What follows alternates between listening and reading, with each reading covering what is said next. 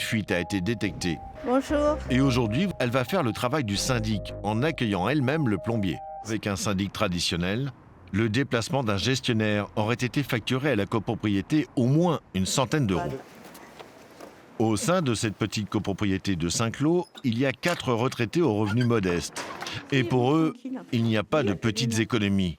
Chaque euro compte, d'autant que le précédent syndic était 3 fois plus cher. Avant, c'était 1200 et maintenant 495. Il y a une grosse différence, d'autant que les 1200, ce n'était pas une somme fixe et définitive, parce qu'il y avait des tas d'ajouts qui se faisaient, des honoraires sur les travaux que faisaient les intervenants. Il y avait des compléments pour une visite, pour une location de salle. Tout ça, c'était quelque chose qui ne nous apportait rien. Au-delà de 2 visites par an, l'ancien syndic facturait pour chaque prestation particulière 110 € de l'heure en journée et 138 € après les horaires de bureau. Rien que sur les visites et l'assemblée générale, nos retraités ont économisé 1035 € en 12 mois, auxquels il faut ajouter 705 € d'économie sur les honoraires. En tout, 1740 € de gagnés par an, une petite fortune. On avait un syndic qui gérait a priori tout pour nous, mais avec un fonctionnement qui n'était pas clair du tout. Par rapport aux services rendus, ça paraît injustifié des sommes aussi importantes, quoi.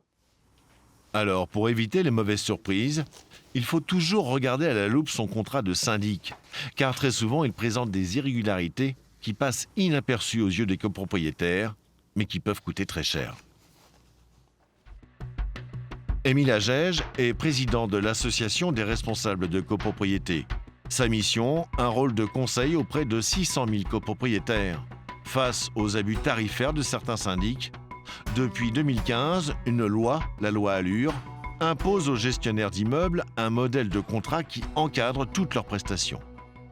Depuis le décret du 26 mars 2015 qui définit le contrat type, aujourd'hui le syndic est tenu de respecter stricto sensu la présentation imposée par le décret. Donc on ne peut rien réajouter. Le syndic doit se procurer ce contrat type de 12 pages sur Internet. La nouveauté, une trentaine de missions est désormais incluse dans son forfait et ne peut être facturée en plus. Exemple, la vérification périodique de la copropriété. Les frais de reprographie, autrement dit les photocopies, et les frais administratifs. Le syndic doit également préciser la durée et la plage horaire de l'Assemblée générale. Mais les gestionnaires respectent-ils ces nouvelles règles ? Nous avons demandé à notre expert d'analyser plusieurs contrats de syndic. Par exemple, boum, ça c'est illégal. Pour l'Assemblée générale, alors que ça doit être impérativement prévu dans le contrat, lui prévoit une durée de tenue de l'Assemblée générale de 0 minute.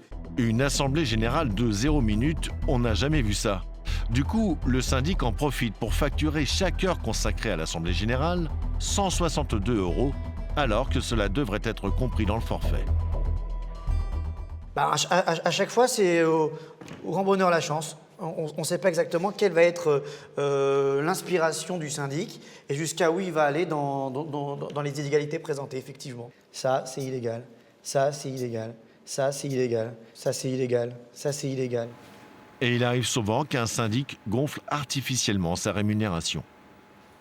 Alors là c'est la palme, puisque ce syndic, au-delà de ses honoraires de base, en plus des honoraires qui sont à 17 664 €, il prévoit des frais administratifs. Il prend en plus 25,20 € par lot, sachant qu'il y a dans cette copropriété 92 lots. Bon voilà, donc ça c'est purement illégal. Sur l'ensemble de la copropriété, c'est donc 2300 € supplémentaires que le gestionnaire s'accorde en plus de ses honoraires. Une multitude de petites clauses ajoutées illégalement qui, en fin d'année, font grimper la facture. Et là, on s'aperçoit que le syndic prévoit dans sa deuxième page des frais pour les photocopies recto verso en noir et blanc, lorsque c'est de la couleur, alors que tout ce tronçon-là doit être inclus dans le forfait de base. Chaque photocopie noir et blanc est facturée 9 centimes. Une recto verso, 18 centimes. Multiplié par des centaines d'exemplaires, encore une coquette somme qui va dans la poche de ce syndic. Et bien évidemment, toujours, on joue sur le fait que ce sont des petites sommes qui, mais au final, cumulées, additionnées, représentent des grosses sommes pour la copropriété. Donc, il faut être extrêmement vigilant. En effet, selon le service de la répression des fraudes, 41% des contrats de syndic seraient illégaux. Mais alors, que faire lorsque le contrat type n'est pas respecté ? Malheureusement pour les propriétaires, la loi n'a prévu aucune sanction juridique. La problématique, elle est simple. Il n'y a pas de sanction dans la loi. On a beau mettre un cadre juridique, on a beau mettre en place des contrats types réglementaires, tant que le syndic ne sera pas menacé par des sanctions légales, on obtiendra toujours des abus, voire des irrégularités dans les contrats de syndic. Seule solution, changer de syndic. Parfois, il ne s'agit pas de simples abus, mais de véritables escroqueries.